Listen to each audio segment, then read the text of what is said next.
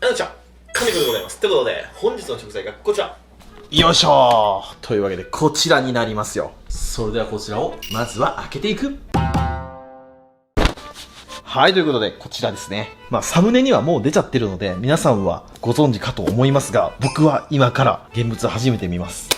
うわー、すげーだろうな。せーの、よっ。あ、まだ見えない。さすが丁寧に梱包されておりますね。うーわはぁ、やばすぎ。なんじゃこれ。うわ、出た。こちらが本日のお魚、サクラマス。5キロアップでございます。板マスとも言うのかな。これもうすんごい体高じゃないですか。この短さでこの体高ですからね。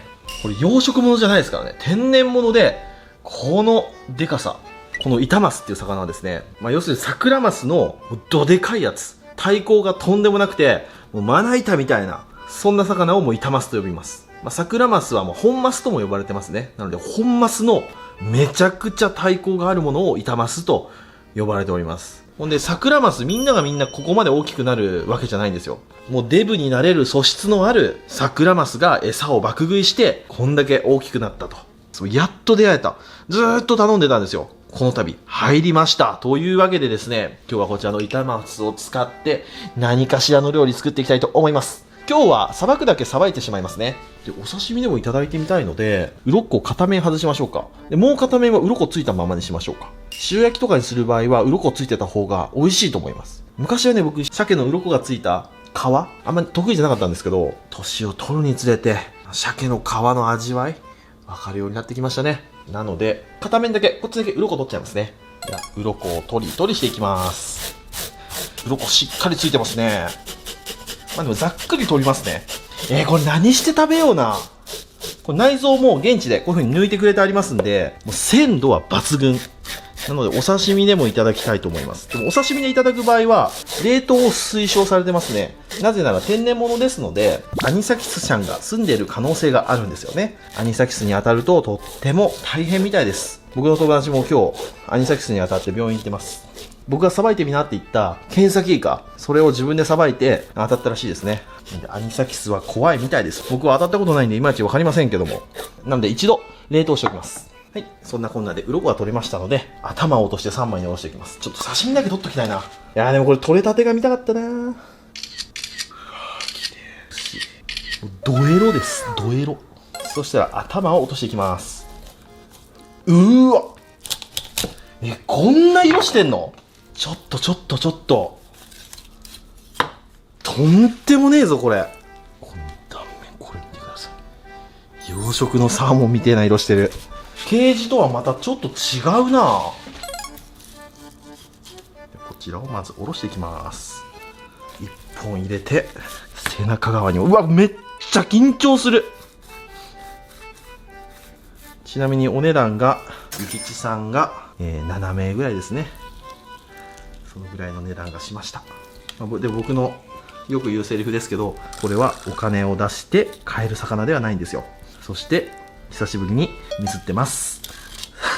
裏にこうちょっといっちゃいましたね。力みすぎるとね、やっぱミスります。ただ完璧にリカバリーをしていった。はい、こちら。いきますよ。せーの。よっ。ほらきたー。美しい。こっち側も下ろしていきます。骨を外して、もうこっちが簡単ですね。骨外しちゃうだけ。はい、骨外れましたら、背びれの方の骨を取ります。ささっと。これ本当に天然物ですか？サシの入り方とか身質が完璧に養殖のキングサーモンとかアトランサーモンなんですよね。ちなみにサクラマスっていう魚は渓流魚のヤマメ、これが海に下って大きくなったもの、それがサクラマスですね。そしたら腹骨もすいちゃいます。でもこれで7万円だったら安いぞ。僕もっとね20万円ぐらいすると思ったんですよ。これ意外とそんなに値段いかなかったですね。お値打ちにやってくれたんだろうけどね。はい、こんな感じ。そしたらこれ一度冷凍をかましてしまいます。マイナス60度でカッチカチに冷凍していきたいと思います。それじゃカッチカチまで移動。はい、というわけで、マイナス60度で2日間冷凍して、そして1日冷蔵庫で自然解凍したものです。これカチカチじゃないんですけど、まだ半氷の状態ですね。この状態が扱いやすいですね。こちらですね。じゃあこっち使っていきましょうか。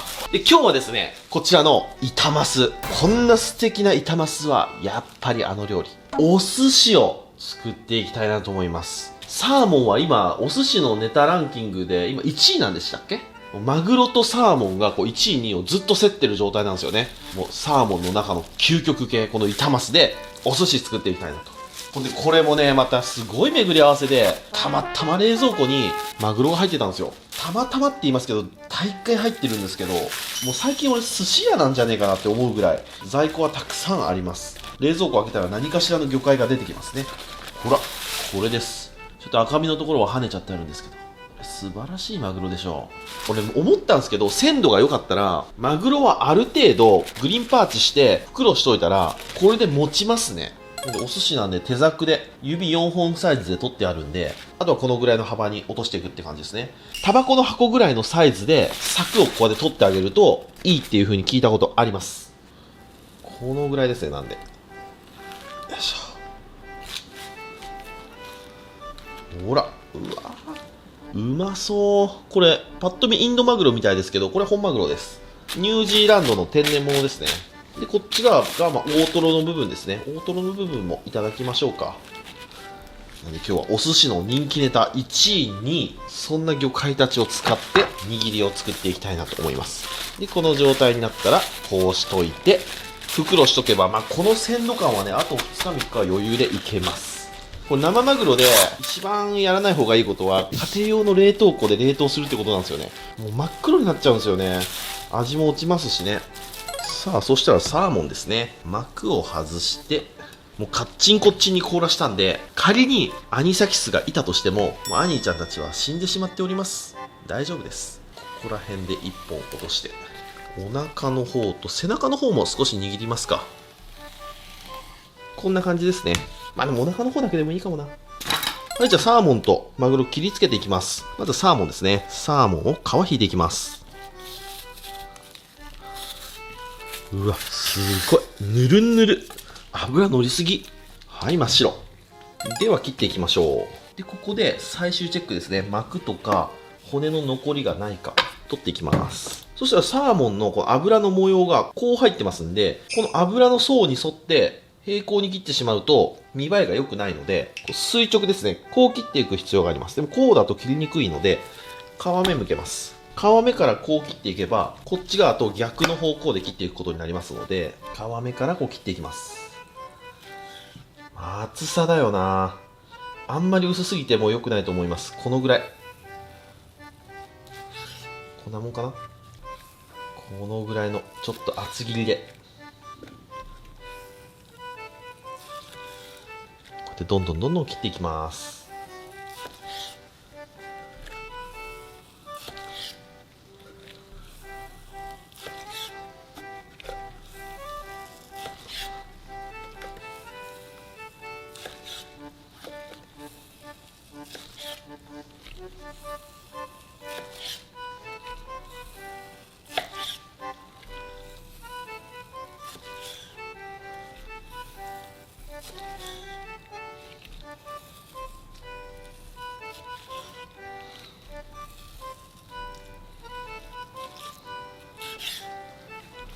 こんな感じに切れましたと。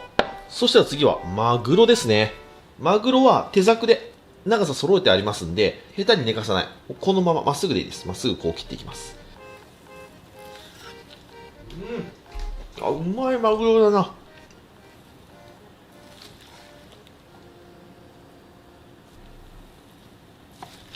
まずここは中トロですね。こう入れたらここら辺で少し立てる。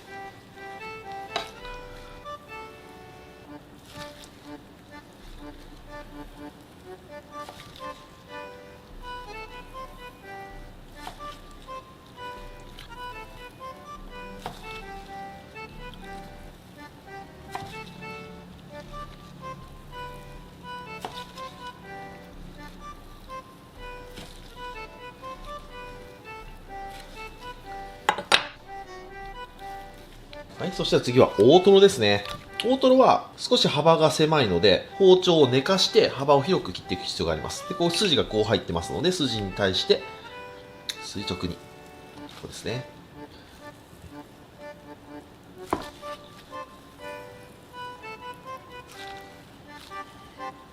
で、こう少し斜めにすると少しこうやって形が変わります。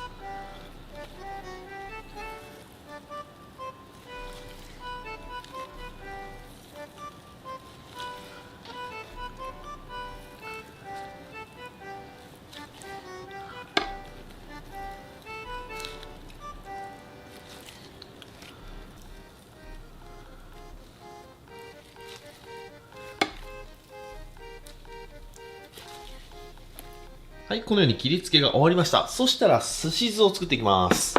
そしたら今日は赤酢でいきましょう。僕の大好きなこちら、山吹。赤酢はマイルドでうまいですよね。今日ご飯2合炊いたんで、60cc ぐらい作っておきましょう。で、お砂糖小さじ1。ちょっと少なめ。で、お塩を小さじ2ぐらい入れますか。ちょっとお塩多めで作ってみたいなと。このすし酢の配合はいろんなことを試してます。あ、いいね。これだけ舐めると、しょっぱいなって感じなんですけど、ご飯2合に対してなんで、いい感じになるんじゃないかな。で、新玉ねぎあったんで、新玉切って、オニオンサーモンも作っていきたいなと。贅沢ですね。板マスでオニオンサーモン。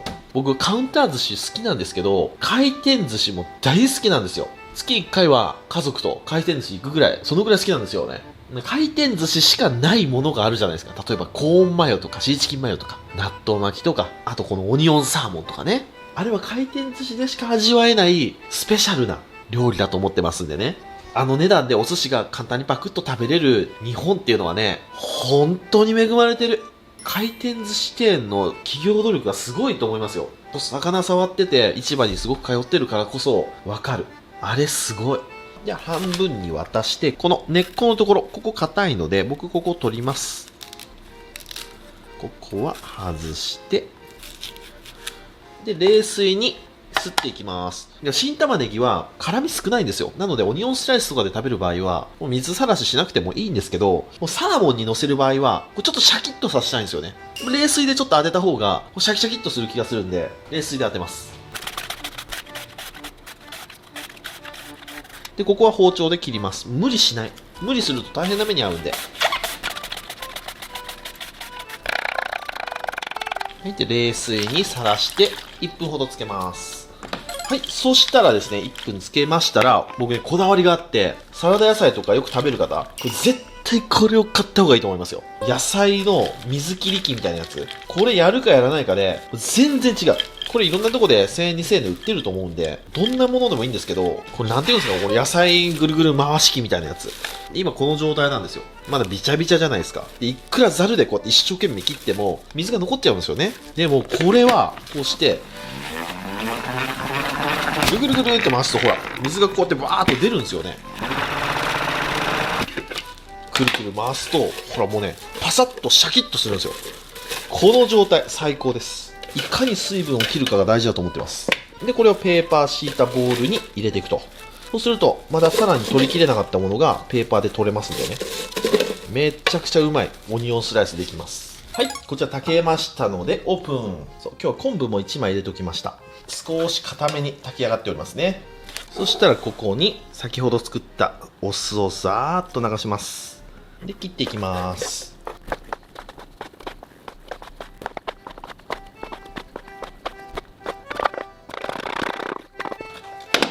はい、OK。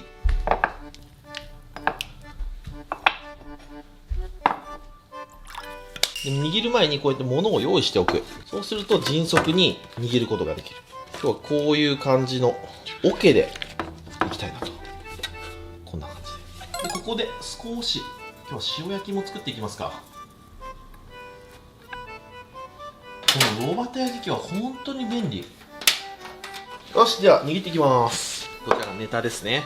で、綺麗に冷たい水で手を洗って、手の温度を下げとく。そうするとシャリがくっつきにくくなります。手酢ですね。手酢をつけて、で、シャリ玉を作ると。で、ネタを握っていくと。わさびちょん。でこれちょっと空洞を作ってあげて、シャリが口の中でほどけやすくします。で縦返しが僕好きですね。どう盛り付けような、こういこうか。うわ、うまそう。ほんで僕だいぶ慣れてきて手にシャリがくっつかなくなったんですけど、これすごい裏技を見つけてしまったんですよ。まあ常識なのかもしれないですけど、カシャカシャのエンボス加工された手袋、これをつけて握ることによって本当にシャリがくっつかない。もう手図とか使わなくても、いくら体温が高くても、いきますよ、これくっつかないんですよ。ほら、しかも衛生的に握れるし、手にシャリがくっつかないし、最高なんですよ。これね、めちゃくちゃいいんですよ。ほら、本当にくっつかないんですよ。これ100均とかに売ってますんで、ぜひ家でお寿司握る方、これやってみてはいかがでしょうか。これ上達への近道だと思います。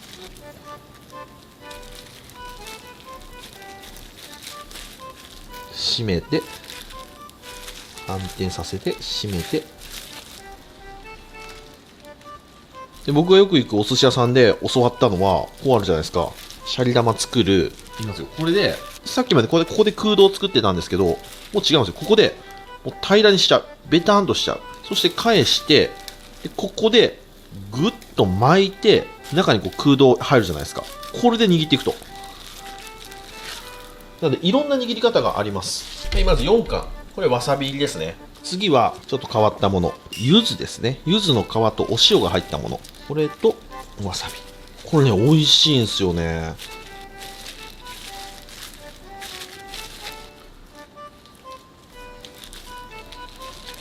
潰して反転させて巻き込んで整える。でも慣れてきてこうやって手にくっつかなくなってくるとやっぱり素手の方がやりやすいですね。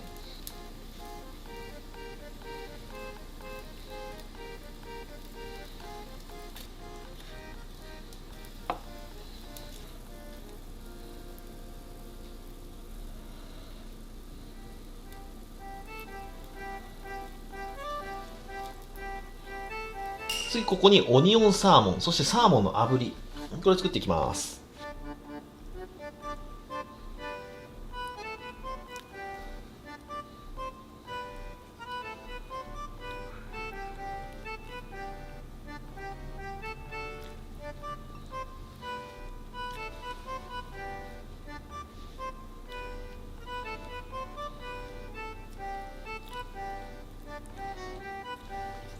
はい、OK。そしたらオニオンを乗せて、ここにマヨネーズをかけます。はい。そしたらここマグロいきましょう。中トロ、大トロでいきましょうか。中トロ。いきます。小手返し。いいじゃないですか。裏はこんな感じ。もう一度行かせていただきます。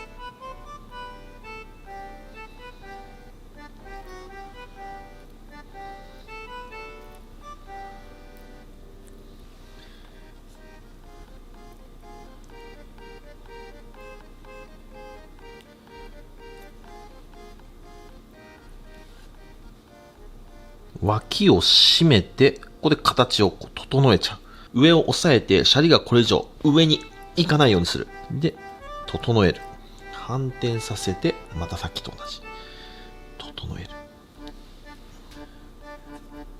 次、大トロいきます。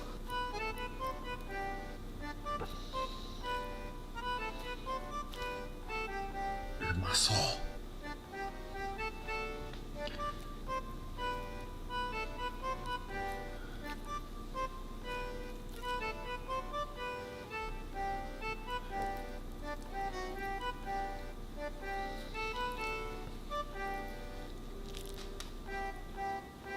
はい、こんな感じに出来上がりましたと。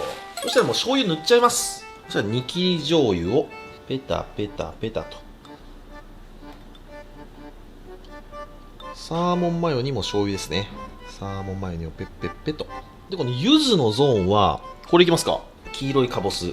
カボスっていうと大体秋のイメージなんですけど、今の時期は木になってる完熟の木カボスですね。で、カボスをかけます。シュワッと。柚子とカボスのハーモニー。で、石垣島のお塩ですね。これをパラパラパラっとかけます。マグロはぬりぬりと。ぬりぬり。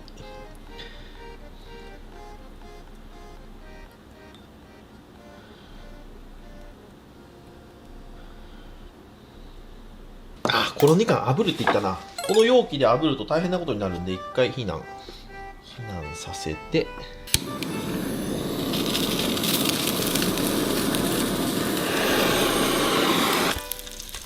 で、炙りはすだちでいきましょう。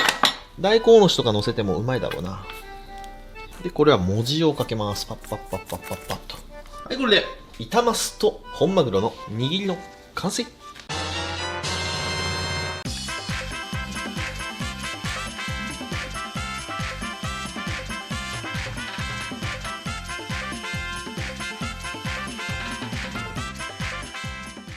はい、じゃあ完成いただきます。よっしゃ、食べていこう。これが板マスですね。で、こっちが本マグロです。上から順番に食べていきたいと思います。ではこちら、オーソドックスなやつですね。いただきます。うーわ、まっ、やばこれ。うわ、これ初めて食べた。口の中でとろけますね。甘すぎて糖度を感じるぐらい甘い。もう柔らかく熟れた柿とか、そのぐらいの糖度を感じちゃう。魚で糖度を感じるってあんまないですよ。ほんで香りがめちゃくちゃいいね。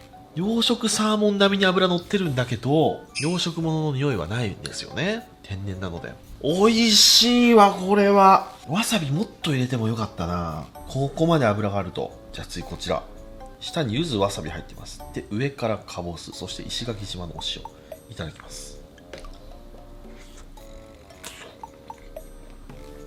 うわ、これめっちゃうめえ。こっちの好き断然。うまー。柚子やばい。うまー。柚子の皮はサーモンにも合うのか。これは勉強になる。次、どっち行こうかな。こっち。炙りサーモンみんな好きですよね。いただきます。うまっ。うわ、柔らけー。うめえ。もう火通したらこんな柔らかくなるの。もう柔らかすぎてもはや何も食べてないと一緒。食レポとして最低な表現出ました。冗談なんですけど、それは甘いな。皮ついててもよかったかもな。これだったら皮の旨味もいただきたい。これはちょっと反省だ。次、こいつが食べたかった。オニオンサーモン。これです。こちらいただきます。うわー、はい、ダントツです。僕が食べたかったのこれです。うまい。これやってほしい。正直板マスじゃなくてもいい。普通の桜マスでもいいです。桜マスが手に入ったらもう桜マスと新玉ねぎ、これやってほしい。めちゃくちゃうまい。回転寿司のもうまいけど、その1個2個上いってますわ。おまけ程度のマグロ。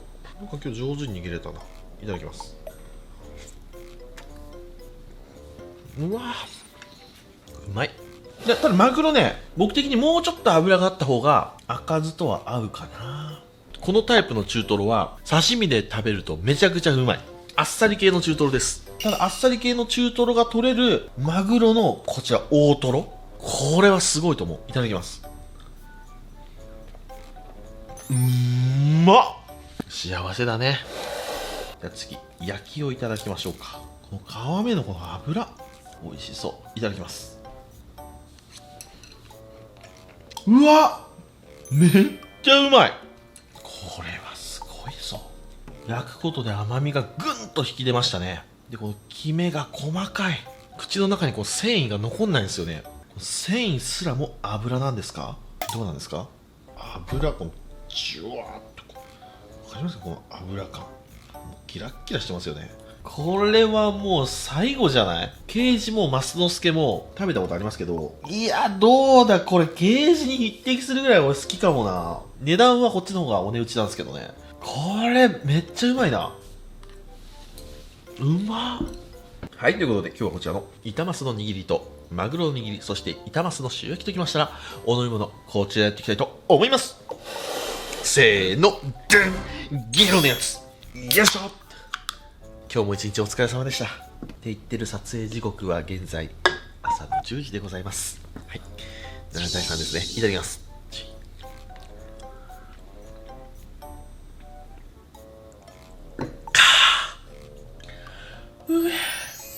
寿司ってやっぱ楽しいね。それじっくり食べていくよ。